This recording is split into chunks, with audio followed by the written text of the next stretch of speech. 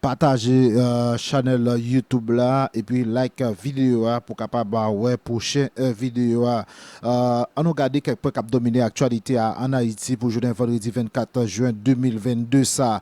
Premier ministre Ariel Henry a rencontré jeudi vendredi ça avec représentant plusieurs groupes organisés dans la société civile là avec secteur patronal là, gagné la presse avec secteur médical là qui te prend pas dans réunion ça consultation ça a déroulé autour de problèmes insécurité à cap ravager pays d'Haïti. Premier ministre Ariel Henry a demandé tout le monde pour faire front commun pour combattre l'insécurité. L'autre point qui dans actualité, acteur protocole d'entente nationale yo a préparé pour capable faire gros manifestation journée dimanche 27 juin 2022 dans ville Okaï. Objectif manifestation